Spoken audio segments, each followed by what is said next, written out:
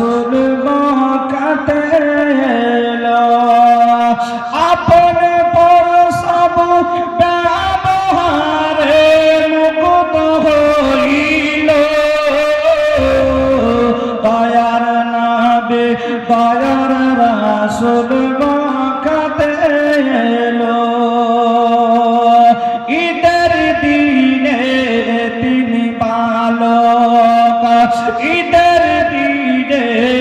তিনি বালক কাঁদে পথের ধারে কাঁদে পথের ধারে নাই রে বাপ তার নাই রে মাতার কে সবাবে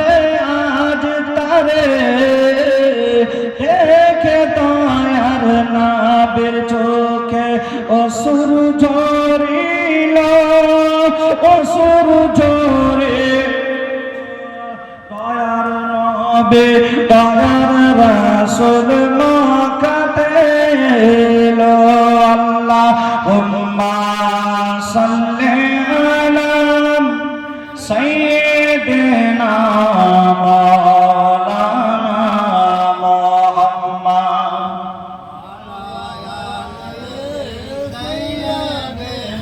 মাওলানা মুহাম্মদ সাল্লাল্লাহু আলাইহি ওয়াসাল্লাম আল্লাহু রাব্বুল আলামিন বলেন ওয়া বিল ওয়ালিদাইনি ইহসানা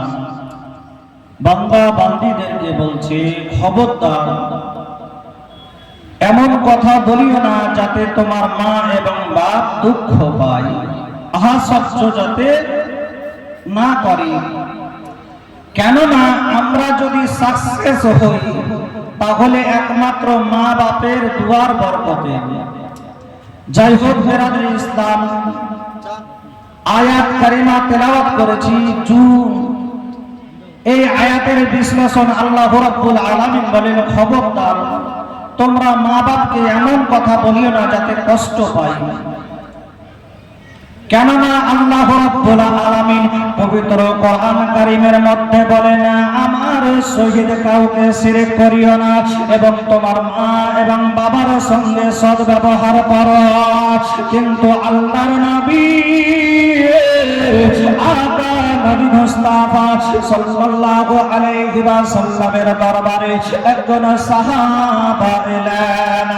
আসার পরে বলে ইয়া রাসূলুল্লাহ নবী গো আবার মনের মধ্যে একটা আকাঙ্ক্ষা আছে যে আমি কাবা ঘর তপ করব ইয়া রাসূলুল্লাহ নবী গো আমার মনের মধ্যে একটা আশা জেগেছে ওই সাহাবাকে জানো আমার বিশ্ব নবী সাল্লাল্লাহু আলাইহি ওয়াসাল্লাম জানো বলে বাবা রে তোর মনের বাসনা কি আছে বল ওই সাহাবা বলে ইয়া রাসূলুল্লাহ নবী গো আমি খানা কাবা জিয়ারত করব আবে জাম পানি পান করব এবং হাজরে আসওয়াদ চুম্বন খাব ইয়া রাসূলুল্লাহ নবী গো কিন্তু আমার কাছে টাকা নাই আমার কাছে পয়সা নাই ইয়া রাসূলুল্লাহ নবী গো আমার কাছে অর্থ নাই আল্লাহর নবী সাল্লাল্লাহু আলাইহি ওয়াসাল্লাম জানো ওই সাহাবাকে বলে বাবা তোমার টাকা লাগবে না তোমার পয়সা লাগবে না তবে কি লাগবে হুজুর বলে ইয়া রাসূলুল্লাহ টাকা ছাড়া তো হয় না আল্লাহর নবী তাজদারে মদিনা আহমদে মুস্তাফা নবী মুহাম্মদুর রাসূলুল্লাহ সাল্লাল্লাহু আলাইহি ওয়াসাল্লাম জানো বলা বাবা রে তুই পারি যাবার পরে তোর মায়ের কদম চুম্বন খা আল্লাহ তোর মনের বাসনা পূর্ণ করে দেবে ওই সাহাবা বলে ইয়া রাসূলুল্লাহ নবী গো আমার মা জগতের মধ্যে যদি থাকতো তাহলে তো কোনো কথাই থাকতো না। বলে ইয়া রাসূলুল্লাহ নবী গো আমার মা জগতে বেঁচে নাই। আল্লাহর নবী তাজদারে মদিনা আহমদে মুস্তাফা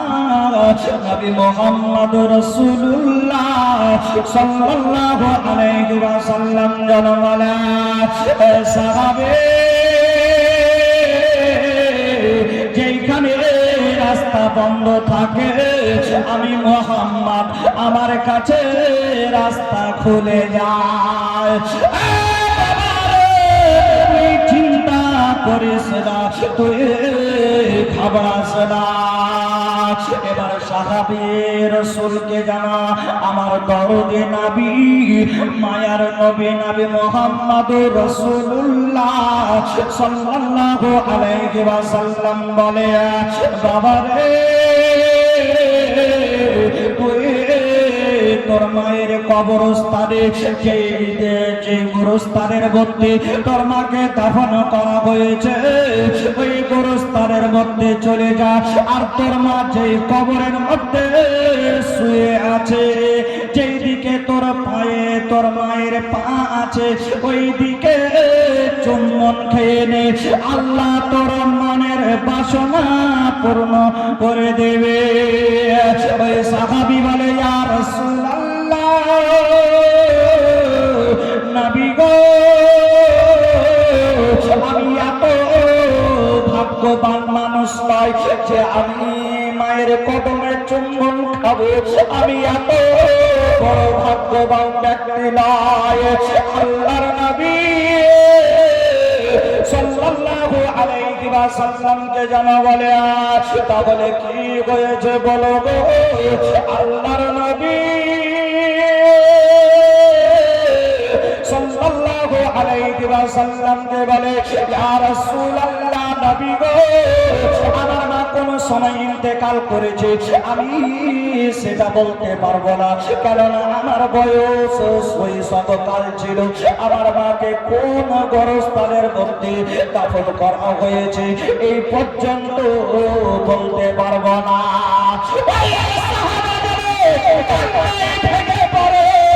আল্লাহর নবী তাজদারে মদিনা আহমদে মুস্তাফা নবী মুহাম্মদ রাসূলুল্লাহ সাল্লাল্লাহু আলাইহি ওয়াসাল্লাম জানো বলে বাবা রে খারাপ করিস না, টেনশন নিস না, আমার কাছে এসছি কোনো না কোনো রাস্তা আমি বাতলে দেব। আল্লাহর নবী সাল্লাল্লাহু আলাইহি ওয়াসাল্লাম জানো আবার বিশ্বনবী সাল্লাল্লাহু আলাইহি ওয়াসাল্লামকে জানো সাল্লাম জানো ওই সাহাবী রাসূলকে বলে ওয়ালা শুন বাড়ি যাওয়ার পরে একটা কবরের মতন দাগ টানবি ঘর করবি আর যেই দিকে কবরে ডেড বডির পা থাকে ওইভাবে তোর পায়ে তোর মায়ের পা মনে করি চুম্বন খাবি। আল্লাহ রব্বুল কায়নাত তোর মনের বাসনা পূর্ণ করে দিবে। বেরাদরে ইসলাম আল্লাহর নবী সাল্লাল্লাহু আলাইহি ওয়াসাল্লামকে জানো একজন ভক্ত বলে ইয়া রাসূলুল্লাহ নবী গো আমার মায়ের দুগ্ধ যে দুগ্ধ পান করেছে 2.5 বছর কিংবা 2 বছর ওই দুধের দাবি আমি শোধ করব। আল্লাহর নবী আকা নবী